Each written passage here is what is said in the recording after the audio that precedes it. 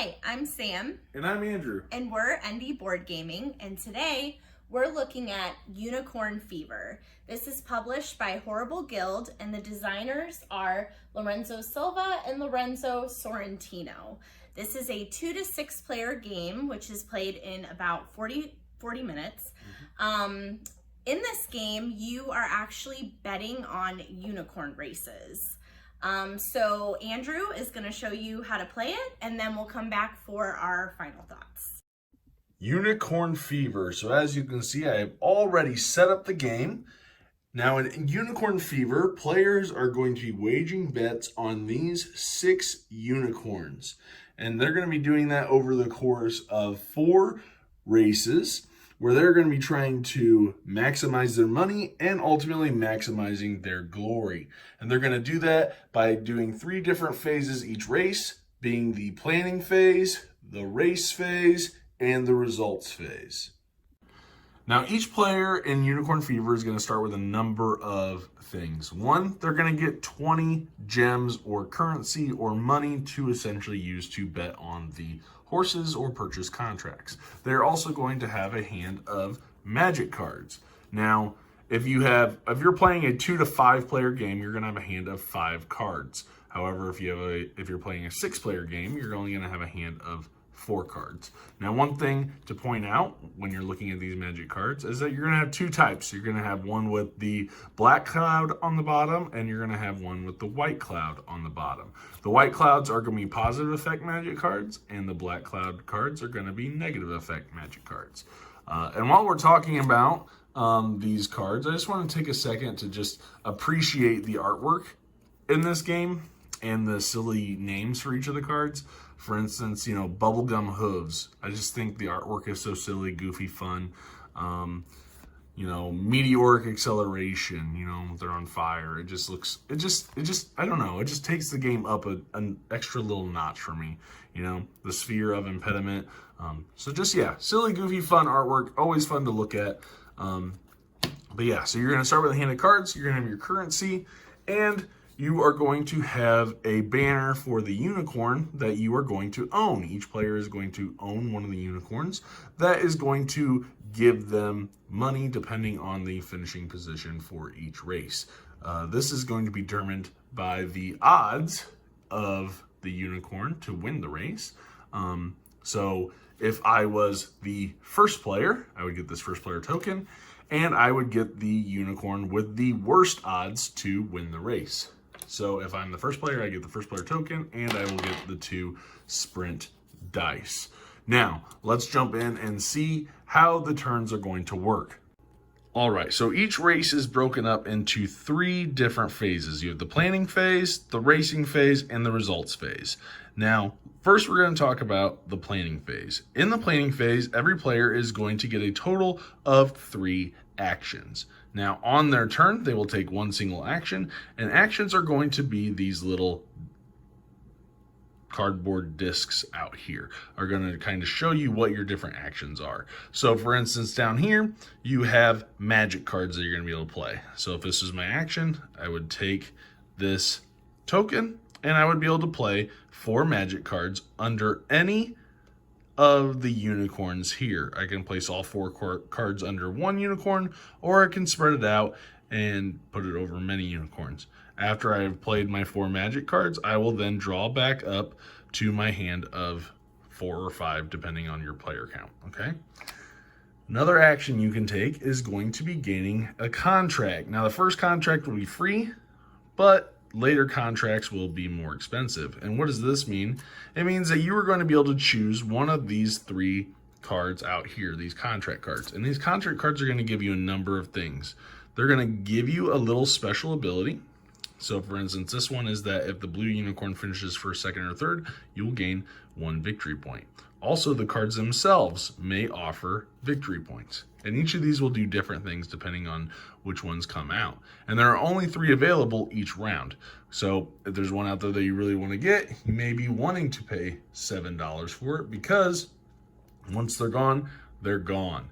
Another action you can do is going to be placing a win or show bet. So if I take this token, I would place a win or a show bet, and I would play 2 magic cards. Again, drawing back up to my hand limit after I play those 2 magic cards. And let's talk a little bit about placing bets. So when you place a bet, you're going to place a win or a show bet. If you're placing a win bet, you're taking the top, which is going to be a lot more riskier because obviously you are betting that the unicorn you select is going to win the race. So you're going to get a greater return if they do win. That means more money. That means more victory points. Okay. You can then take a show bet, either a early or a late show bet. This is just going to determine the difference in glory points. So if you take the early show bet, you'll get 3 glory points. If you take the late one, you'll get 2 glory points. And it will double your money. Whereas for the win bets, you're going to get money based on the odds of that horse racing. So if I were to place a win bet on the blue unicorn and the unicorn actually won, I would get my money times 7. I know it's hard to see, but they go 7, 6, 5, 4, 3, 2. Okay, so depending on whatever the odds of that unicorn is to win, you will multiply your bet times the odd. Okay, so that is going to be placing any kind of win or show bets. This action here will give you 2 glory points. And here, this allows you to take the first player token, gain $10, and place 1 magic card. Okay, after everybody has gone around and around and around and taken their 3 actions, then you are going to go into the racing phase. Make some noise for these unicorns for the first time in the history of the track. Ready, go! Here come the unicorns. Okay, so let's talk about the race phase. Now, at the very beginning of the race phase, you're going to check and see if anybody has taken the first player token. If they have, you make sure to give that to them, and they will also get the 2 race, the sprint dice. Okay, so they will take those. Then you are going to reveal magic cards. But before I do that, I do want to mention, you might be wondering, like, why is this card different from all the others? Whichever unicorn has the lowest odds of winning the race, their card is going to be flipped over to the fever side. And the fever side is going to give them a little special ability that will help them during the race or may affect bets that are placed on those unicorns. So each one is going to be a little different. And it's possible for multiple cards to be flipped over if multiple unicorns shared the lowest odds for winning the race. Okay? So anyway, back to the race phase. What you're going to do is after you've determined who gets this and give them the sprint dice, you are going to reveal the magic cards. Okay? So you will flip all of the magic cards that are played on the unicorns over and face up. Then you are going to check and see if any of the cards have conflicts. And the way you're going to know this is, I did this one for an example, is that, for instance, each card is going to have a little letter here in the top left-hand corner. Okay? In this example, D. If there is a positive and a negative card that has the same letter in the top left-hand corner, they cancel each other out and they're immediately discarded. Okay? Other ones are going to have possibly something like this, where it's going to affect their odds. So if they have this, you are going to change their odds at the top of the board, which I'll talk a little bit later about when we talk about the results phase. Some are going to affect the very first card that comes out, for instance, increasing, or if they had a negative, it could decrease their starting movement. And some may have things that happen at the end. For instance, this one, if it ties, they win the ties. Others may give them additional movement when they reach the finish line, and so on and so forth, depending on if they're positive or negative. But every positive card does have a negative counterpart. Okay? After you have gone through those magic cards, next is going to be the actual race. And what you're going to do is you are going to have this deck, again in the top left-hand corner. I'm just bringing it down here to make it a little bit easier. Any cards that were used in previous race, you will shuffle back together. So you will have the exact same cards every single race. You will shuffle them, and then you are going to actually race, which is going to be first revealing the top card. Now, this is going to determine which position is going to move how many spaces. Okay, so for the results phase of the race, there are going to be 6 different things you're going to be doing. So the first one is going to be, you're going to be paying out bets. So everybody's going to be looking at the bets that they made, because they're going to have these tokens in front of them with their bets, and they are going to receive money. They will either, lose the money that they bet if they didn't bet correctly, and they'll also be gaining glory.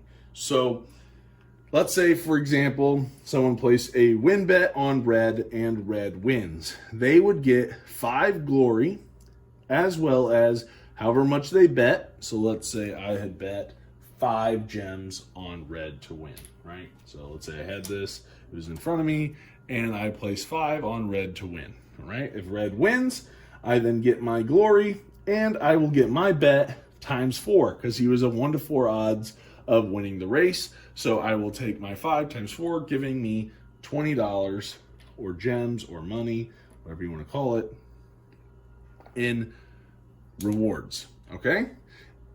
If you place a show bet, meaning that the unicorn you place a show bet on finished in first, second, or third, you are going to double your bet. So if you bet 5, you'll get 10, whatever. And then you also get glory. So if you place an early show bet, you will get 3 glory. If you place a late show bet, you will get 2 glory, okay? After you have dished out all of the rewards and, resolved all of the bets, you are then going to pay a glory tax. So each player is going to look and see how much glory they have in front of them. Okay, so let's say I had this many glory tokens in front of me. I would pay 7 glory, 3, 6, 7. So I would pay 7 gems in order to pay for this glory. Let's say I lost my money during the bet and I don't have the money to pay for this glory tax. I can then take a loan from the elf mob. Okay, now if you take a loan, you're going to get one of these cards. And you can do this at any point in time during the game. It doesn't count as an action if you do it during the planning phase, but you can take a loan, and this is going to give you 20 gems right off the bat. Okay, so great way to get cash. However, you are going to have to pay it back, and you will pay it back at the end of the game. At the end of the game, you will pay back the loan with interest. So 25 gold at the end of the game. Now, this is going to be important at the end, and I'll tell you why to determine who wins. But before I do that, I will get back to the results. Next, you are going to, after you pay your glory tax, you're going to update the odds. Okay, so now I'm going to zoom a little bit in up here on the unicorns, so please mind the shaking. And you're going to be looking at, did the unicorn finish better, worse, or the same than their odds token suggests? So in this example, red finished better than the odds token, so the odds are going to go up for the next time it runs the race. And the opposite is true as well. Purple got last, was the favorite to win the race. Since it did worse than its favorite token, it will drop down 1 spot. Or they might stay the same. For instance, orange finished in 4th, same as its token, so it will stay the same. After you have adjusted all of those odd tokens, you're then going to update the fever cards that we talked about. Again, whichever unicorn is on the bottom of the odds track here is going to be the one who has their fever card flipped over for their little special ability. It is possible that multiple unicorns share the same odds, and so that means multiple unicorns could be on the bottom row, or even if it was like this, those two would still have their fever card status changed. Okay, then you would reveal new contract cards, getting rid of any old ones and bringing out any new ones. Okay, then you will update the race counter, which I have already advanced all the way to the 4th round, but you would advance this over to keep track of what race you're on. If it is the last race, you're going to go to the end game results, which is going to come down to simply who has the least amount of loan cards. So at the end, you're going to pay back any loans that you can, and then you're going to see who has the least amount of loan cards. Okay? Whoever has the least amount wins. However, if there is a tie, then whoever has the most glory is going to win. And if there is still a tie, then it will be whoever has the most gems is going to win. And that is how you play Unicorn Fever. And that's how you play Unicorn Fever. So I'll let you go first. Okay. So what did you think? We'll start with positives. Positives. Well, first, I will say just off the bat that I feel like internally I have a love-hate struggle with this game for a number of reasons. One, I really want to love this game. This was a Christmas gift that I got you that I secretly got and had painted by a friend because I missed the Kickstarter, which I wish I hadn't missed, to be able to get the Kickstarter version. But so, I mean, it has kind of like a special place in my heart because it was a game that you always wanted and I was able to track down and get in time for Christmas. And so, what did I like about the game? One, I know that this is a re-implementation of an older game called Horse Fever, but I think unicorns just, I don't know, the theme, I like the theme better than just horse racing. You know, it's silly, it's funny, you have the different clans with the, you know, you have the goblins and the witches and the leprechauns and you have, you know, all the different clans that you can play with and buy contracts with. I think it's a simple game, right? Pretty simple. You take 3 actions during the planning phase, then you have the racing, and then you have the results. And you only have 4 rounds. And it's a really quick game. I mean, you could eat, this really is like a 40-minute game. Yeah. So I really like the components are fine, and no issues with the cards are nice. You know, we did get the little minis painted, but I mean, I like those, and I mean, that's because I had a friend do them, obviously. Yeah, but I you mean, did an amazing I would job. not like it as much if it wasn't painted. No. If they weren't painted, I would not enjoy it as much. I feel like I need that extra color and that pop on the board. I love the tension of every single race. I think I scream all the time, or I yell. Maybe not scream. I yell every single time because I'm like, oh my gosh, is my unicorn gonna win? Is he gonna do something? Or it's very nerve-wracking. right? Or I'm like, oh man, I need to be able to earn some money. Or was this whole turn? Am I not gonna get anything out of it? I love the just tension that comes with the race. No matter who you bet on, I'm always excited to see who wins. And I like that the odds change. I like that whole mechanic of like, oh, you finish better, you move up on your odds. If you finish worse, you move down. You know, I like the magic cards and being able to implement or kind of, I guess not implement, but, you know, mitigate those odds. You know, maybe you start better, or you finish better, or you move up in the odds before the race, or you can hurt people, not like just, you know, put some negative cards on people or on different horses. So I like it. It's quick, it's simple. I love the theme. I like it at higher player counts. I'll give that a positive. This is a game that I definitely prefer at 4. Not sure about 6. I'm not sure how I feel about 6, but definitely I think 4 is the sweet spot. 4, maybe 5 is a sweet spot. But yeah, those are the positives that I like about the game. Okay. What about you? What are your positives? Well, I agree with you on, of course, the theme. Like when I saw, you know, I am all into theme, and when I saw how like cutesy it was, and I was like, just the whole thought of unicorns racing just seemed super fun to me.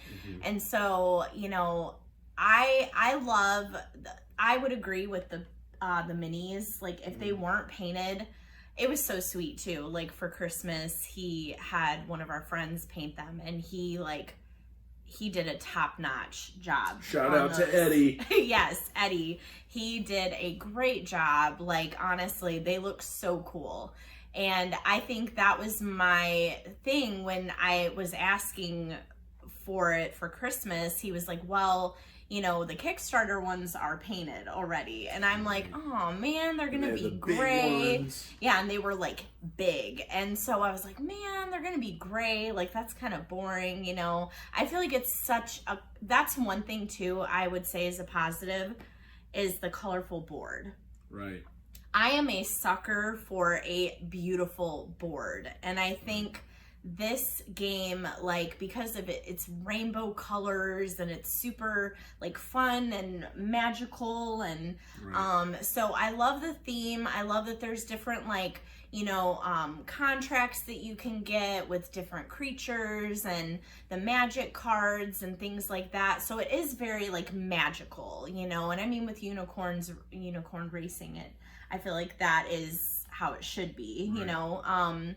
But yeah, I love the theme. I love how exciting it is. I think that it can be very nerve-wracking, but I think that is a racing game, you know, like you should be a little anxious about it. Right. And so I think it's super fun. I like that it plays fast as well. And I think it's a really cool game. Like, the theme is really cool idea. Right. And especially too, like, I know this is a game that really isn't for kids. Like, it's kind of deceiving. Like, older kids can play it. Yeah, but the artwork is like, you know, kids are like, ooh, that looks fun. But I like that they made it for like older kids and adults, right. Because I think it's like 14 and up. Yeah, and so I know that was something I think that people were saying, like, it looks like a kid's game, but it's not really a kid's game. But I like that they created something like that for adults. Right. You know, like, because I feel like we get kind of like, you know, we don't get super fun looking games like that are just goofy. And I guess you don't need to teach children how to gamble that early. Yeah, exactly. I mean, they don't really need to know, but yeah. And I mean, there's an elf mob. I mean, yeah.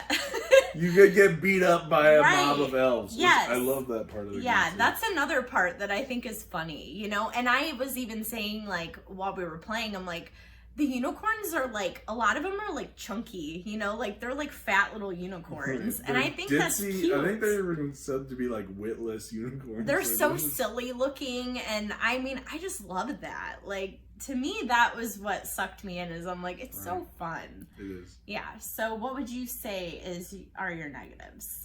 So my negatives, I think my negatives would be like, if you do have this game and they're not painted, I mean, you have a beautiful board. The cards have really nice art on them. Like, it's very colorful. But then if you don't have the painted minis, for me, I mean, it's a colorful game. It's unicorns. They're supposed to be colorful.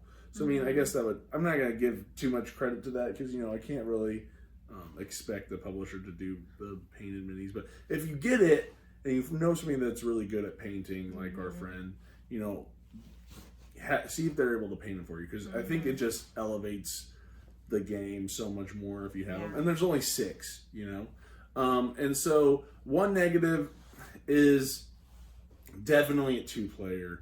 I feel like it's still a relatively close game in 2 players, but I feel like there's not necessarily as many magic cards that get played. I mean, it's possible, because you have, like, in a 2-player game, you only use the A's and the C's of the different action tokens that you take.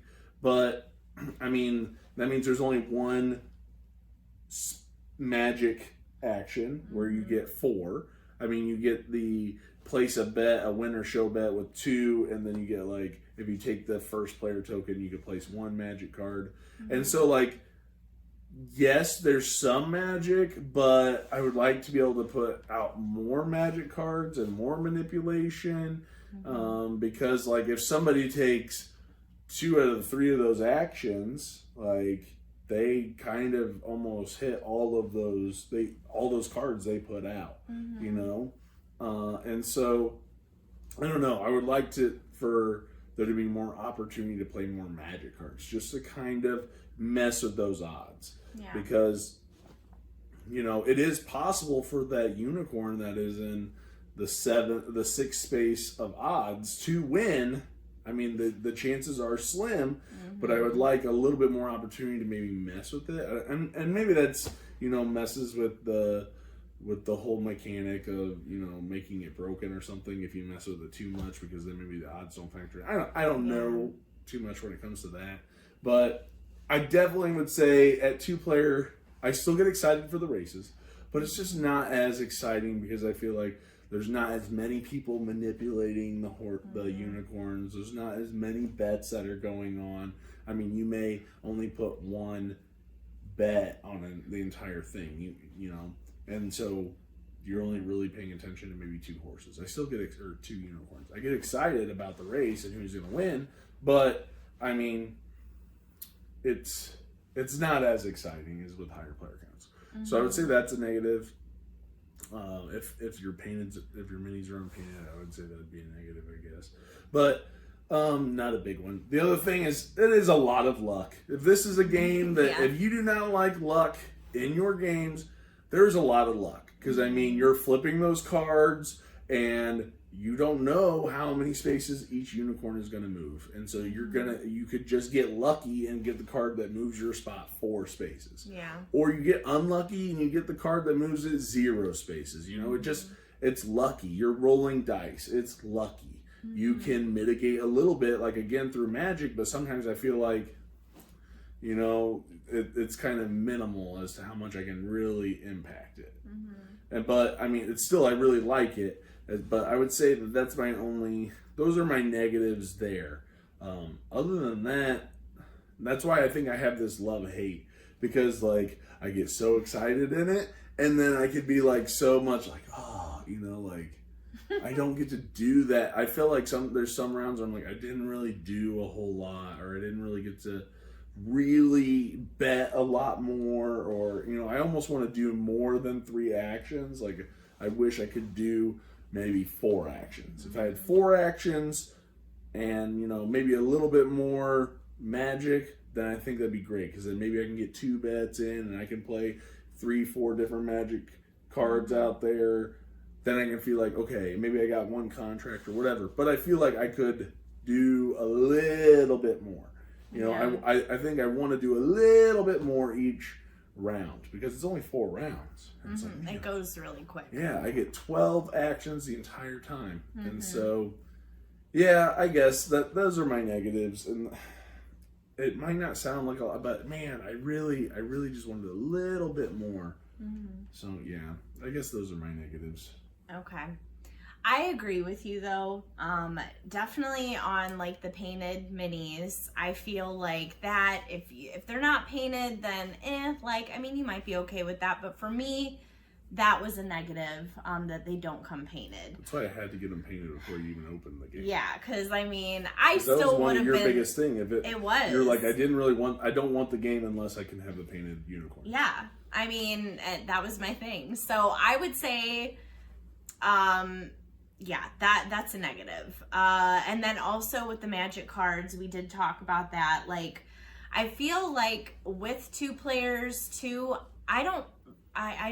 maybe with like more players, I mean, there's more cards obviously that are out there, so they could still stay out longer. But I know that when it's 2 players, there's a potential that you could put out a bunch of cards and then they're all gone because, they'll get conflicted and get thrown out.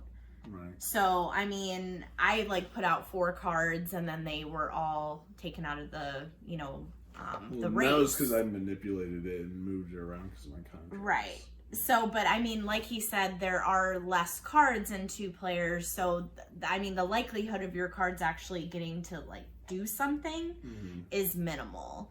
I mean, and it is luck based. I mean, for me, I was it's unicorn racing. Of course, right. I feel like it's based off of luck. It's anyway. Not a game that I think takes itself too seriously. Yeah, of course, because right. I mean, look, if you just look at the game, it's right. not really that serious. Right. It's just meant to be a silly, fun, 40-minute quick game. Right. So those are probably my only negatives. So, what would you? Score it? Yeah.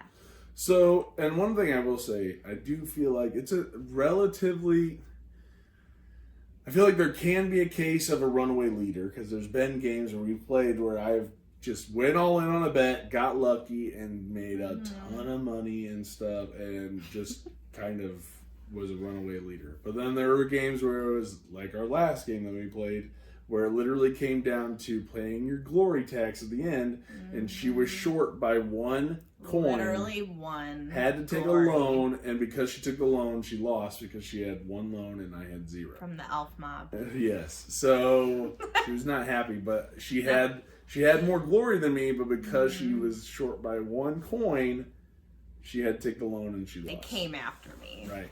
So, I mean, Yeah. take it or leave it, you know, whether you think that's a positive or negative. But overall scoring, like you said, I feel like I have like a love-hate relationship with this game, because I love it and I hate it, you know. The things that the negatives like really bug me a little bit. See what I'm saying? I'm conflicted. So for me, this is a 7. This is a 7. It's a solid 7. This is a game that I will play all the time, you know. But I just can't get too invested in it, because it's just silly fun, you know. Like but I want a little bit more. I just want a little bit more. It's a 7. It's a 7. You can tell 7. I'm dealing with internal struggle. You do. I am. Inside. But I really like it, and I really struggle with it. Yeah, I would agree. Another thing I would say, I would agree with like the higher player counts. Like we've played it with 4 and 4 and yeah, 5 maybe too. 5. And it is a very exciting game to play with like bigger groups of people, you know, because everybody's like, oh my gosh, like is mine gonna win? And there's so much more that goes into it when you're playing with more than 2 players. 2 players, I feel like we still get like excited and stuff, but there is definitely more excitement with bigger groups of people. So for my scoring, I think I'm gonna go with a 7.5. I do love the game. I think it's fun. It's silly. Yeah, it doesn't take itself too seriously, and I kind of like that in a game. You know, like every once in a while, it's good to play a game like that. So, I want the expansion. I want the Kickstarter edition. Again, I'm just torn. I know, we were just talking about that, how he was like, gosh, I wish I would have got the Kickstarter, because having like huge unicorns, I feel like would just be awesome. All the deluxe stuff would have been great. Anyway, Yeah. So anyway, that is our thoughts on Unicorn Fever. Go check it out. If it sounds like something you might like, go check it out and let us know your thoughts. Put it in the comments. Did you back the Kickstarter? Did you not?